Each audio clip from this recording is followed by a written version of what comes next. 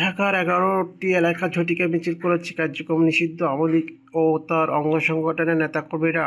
গত মঙ্গলবার সকালের দিকে এসব মিছিল করে দলটির নেতাকর্মীরা। এ সময় পুলিশের অভিযান চালিয়ে ঝটিকা মিছিলে অংশ নেওয়া ১৩১ জনকে গ্রেপ্তার করেছে ঢাকা মহানগর পুলিশ। ডিএমপির গণমাধ্যম ও জনসংযোগ বিভাগে এক সংবাদ বিজ্ঞপ্তিতে এইসব তথ্যটি জানিয়েছেন। পুলিশ বলছে, বেশ কয়েকটি স্থানে মিছিলের সময় ককটেল বিস্ফোরণ ঘটনা ঘটেছে। কাউকে মিছিল থেকে আবার কাউকে মিছিলের প্রস্তুতি নেওয়ার সময় গ্রেপ্তার করা হয়েছে। কোনো কোনো মিছিলে ৫ থেকে ৩০ জন পর্যন্ত অংশ নিতে দেখা গেছে। অন্তর্বর্তী সরকার গত ১০ মে জুলাই গণ-অভ্যুত্থানে হত্যার ঘটনায় বিচার না হওয়া পর্যন্ত সন্ত্রাসবিরোধী আইনে আওয়ামী লীগকে কার্যক্রম নিষিদ্ধ করে। এর আগে গত বছরের অক্টোবরে নিষিদ্ধ করা হয় আওয়ামী লীগের ভ্রাতৃত্ব প্রতিষ্ঠান সংগঠন ছাত্রলীগকে। পুলিশ সূত্রে জানা যায়, সকাল ১০টার দিকে আওয়ামী লীগ নেতা-কর্মীরা বায়তুল মোকাররম, জাতীয় মসজিদ, উত্তর গেট এবং মতিঝিলের রাজউক ভবনের গলিতে জড়ো হওয়ার চেষ্টা করে। পল্টন থানার পুলিশ বায়তুল মোকাররমের সামনে থেকে মা ওয়াসিম ৪০ ও মোহাম্মদ ফয়সাল নামে ২ জনকে গ্রেপ্তার করে। রাজউক ভবনের গলিতে মিছিলের প্রস্তুতের যে ঘটনা ঘটেছে সেখান থেকেও একজনকে গ্রেপ্তার করা হয়। এদিকে পুরোদমে নির্বাচনে অংশ নেওয়ার জন্য বিএনপি বিভিন্ন আসনে গণসংযোগে ব্যস্ত বিএনপির একাধিক প্রার্থী। এতে নানা জায়গায় তৈরি হয়েছে সংকটময় পরিস্থিতি, যার নেতিবাচক প্রভাব পড়ছে ভোটের মাঠে।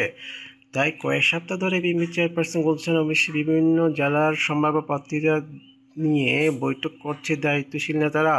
কোন কোন বৈঠকে ভার্চুয়ালি যুক্ত ছিলেন বিএনপি ভারপ্রাপ্ত চেয়ারম্যান তারেক রহমান, তেমনই একটি বৈঠকে উপস্থিত ছিলেন বগুড়া জেলার বিএনপি ভারপ্রাপ্ত সম্পাদক মোশাররফ হোসেন। সেই বৈঠকে ফলশ্রুতিতে স্থায়ী কমিটির সিদ্ধান্ত, এক আসনে একজন প্রার্থীকে টেলিফোন করতে শুরু করেছেন বিএনপির শীর্ষ নেতা তারেক রহমান। এদিকে বগুড়া ১ আসনে কাজী রফিকুল ইসলাম, বগুড়া ৩ আসনে আব্দুল মুহিত তালুকদার, বগুড়া ৪ আসনে মোশাররফ হোসেন, বগুড়া ৫ আসনে জিএম সিরাজ এবং মাসুদ অরুণ ও আমজাদের হোসেন, মেহেরপুরের ১ ও মেহেরপুরের ২ আসনের প্রার্থীদের জন্য ফোন পাওয়ার কথা নিশ্চিত করেন। মোশাররফ হোসেন বলেন, আমাকে সরাসরি তিনি তারেক রহমান ফোন দিয়েছেন, তারপর জানাম বাকি আরও ৩ জনকে ফোন দিয়েছেন কাজ করার জন্য। এটা এখনও আপনি সবই সংকেত বলেন, আর যদি বলেন যে উনি বলেছেন, এটা যে কোনো ব্যাখ্যা হতে পারে। একটি আসলে বেশ কয়েকজন প্রার্থী আছে, সবাই তো তিনি ফোন করেননি। এদিকে আমজাদ হোসেন বলেন, আমাকে যেমন বলেছে গাংনীতি, আপনি ধানের শীষে তৈরি দিবেন এবং আমাদের হাতে তুলে দিবেন। মাসুদ অরুণ জানান, জনগণের সঙ্গে থাকুন, জনগণকে সঙ্গে রাখেন, এই বিবেচনা ভোটের সামনে রেখে তাদেরকে মাঠে কাজ করতে নির্দেশ প্রদান করা হয়েছে।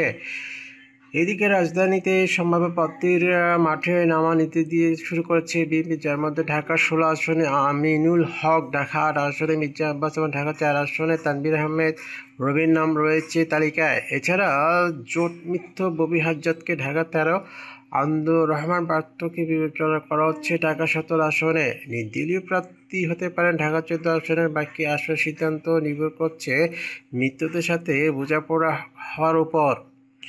অন্যদিকে ঢাকা মহানগর বিএনপির আহ্বায়ক আমিনুল হক বলেছেন, মৌখিক যে নির্দেশনা পেয়েছে সেই নির্দেশনার মোতাবেক আমি সাধারণ মানুষের কাছে যাচ্ছি। পাশাপাশি ইতিমধ্যে আমাদের জোটের ববি হাজ্জাদকে ঢাকার ১৩ এবং ঢাকা ১৭ আসনে, আন্দুর রহমান পাত্রকে ইতিমধ্যে বলা দেওয়া হয়েছে।